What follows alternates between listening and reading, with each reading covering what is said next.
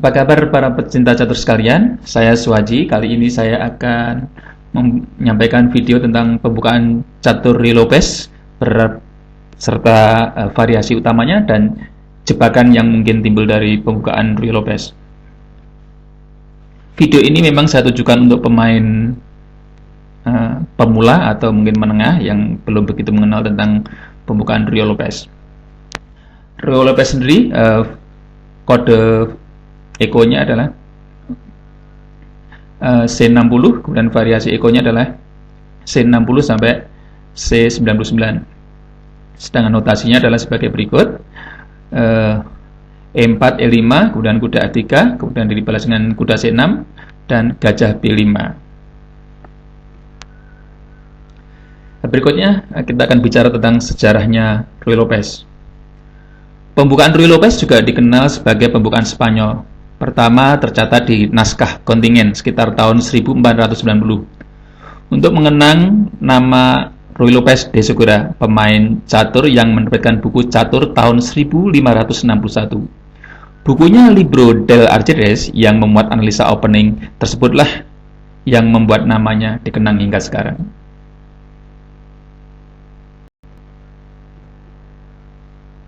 Sedangkan permainan Ruy Lopez yang populer, yang mungkin monumental, bisa dilihat di layar sini. Di antaranya adalah antara Lasker lawan Casablanca tahun 1914 dengan poin 1-0 dan Casablanca lawan Marsal tahun 1911 dengan poin 1-0. Kemudian Tal lawan Carcassonne tahun 1987 dengan poin 1-0 juga. Dan legendaris catur ya, Kasparov lawan Karpov 1990 dengan nilai 1-0, dan kemudian Steven lawan Ruigeser tahun 2011 dengan skor draw. Baiklah, sekarang akan kita lanjutkan dengan peragaan di papan. Ruy Lopez sendiri dimulai dengan langkah E4, kemudian E5, kuda F3, kuda C6, kemudian kuda B5. Ini adalah pembukaan Ruy Lopez. Jadi kita ulangi lagi coba biar para pemirsa hafal dengan pembukaan Ruy Lopez itu seperti apa. Jadi sekali lagi, E4, E5, kuda F3, kuda C6, kemudian gajah B5. Nah, ini adalah yang disebut dengan pembukaan Ruy Lopez. Kemudian di sini akan saya berikan 3 variasi utama yang paling populer, ya, walaupun ada variasi yang lain. Di sini akan saya berikan 3 variasi yang paling populer, ya. Di antaranya adalah variasi A6, ya. Variasi A6 atau juga sering dikenal dengan variasi Paul Morphy, di mana putih di sini bisa menjawab gajah A4 atau gajah pukul kuda C6. Ya. Langkah atau variasi berikutnya adalah variasi kuda F6. Ya.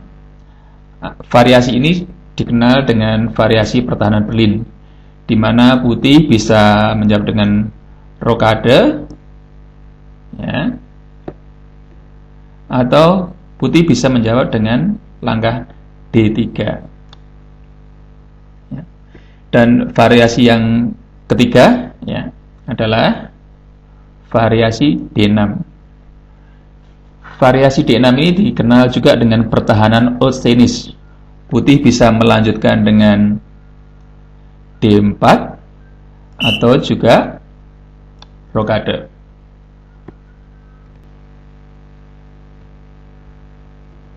Nah, itu adalah sekali lagi 3 variasi dari pembukaan Ruy Lopez. Sekali akan kita ulang. Jadi setelah langkah gajah B5 ada 3 variasi, yaitu variasi A6,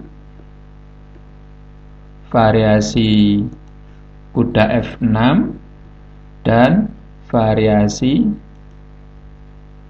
pion D6. Nah, setelah mengerti tentang variasi dari pembukaan Ruy Lopez, sekarang akan kita bahas tentang jebakan dalam pembukaan Ruy Lopez. Ya. Tentunya sebagai pemain catur kita tidak boleh berharap bahwa nanti lawan akan terjebak. Apalagi kita membuat langkah yang lemah dengan berharap lawan kita akan terjebak. Itu adalah sebuah konsep yang salah, sebuah cara berpikir yang salah dalam bermain catur. Kita harus melangkah yang terbaik, yang kuat, dan baru kalau lawan itu melangkah dengan langkah yang lemah atau keliru, barulah kita memberikan hukuman atau kita ambil keuntungan dari langkah lawan yang keliru itu. Nah, kali ini kita akan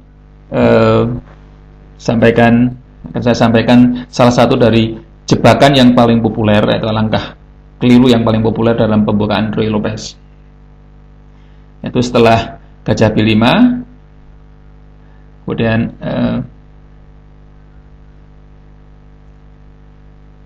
A6, kemudian gajah A4, D6. Ya, seperti ini semua masih langkah teks. Dan D4,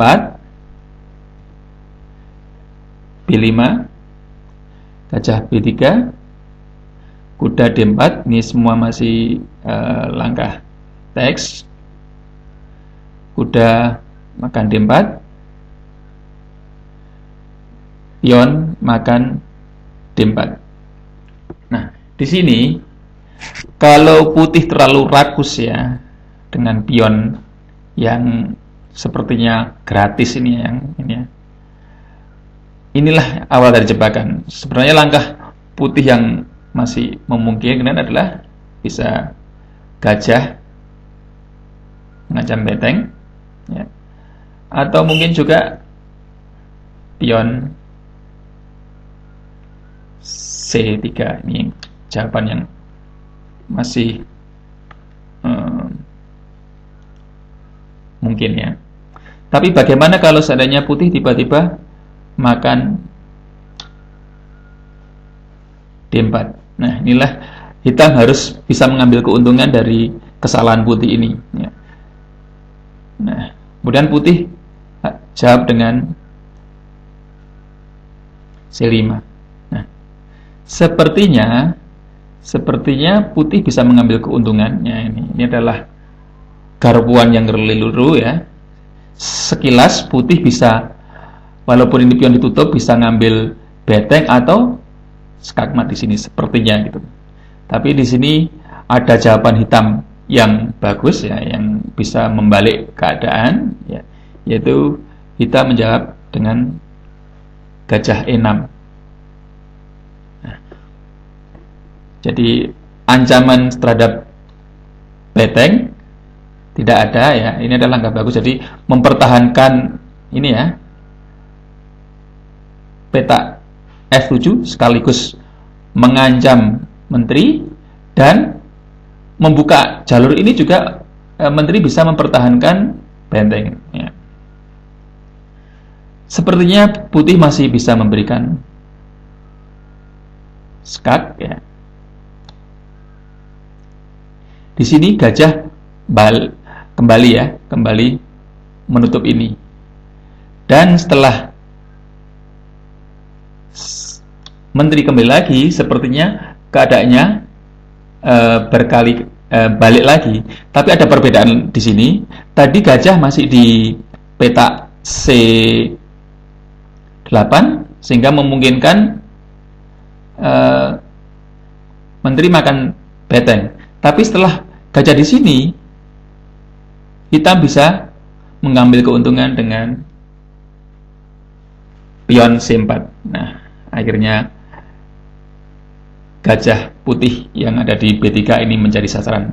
Ini adalah salah satu dari jebakan Ruy Lopez. Sekali lagi, dalam bermain catur kita tidak boleh berharap lawan keliru ya.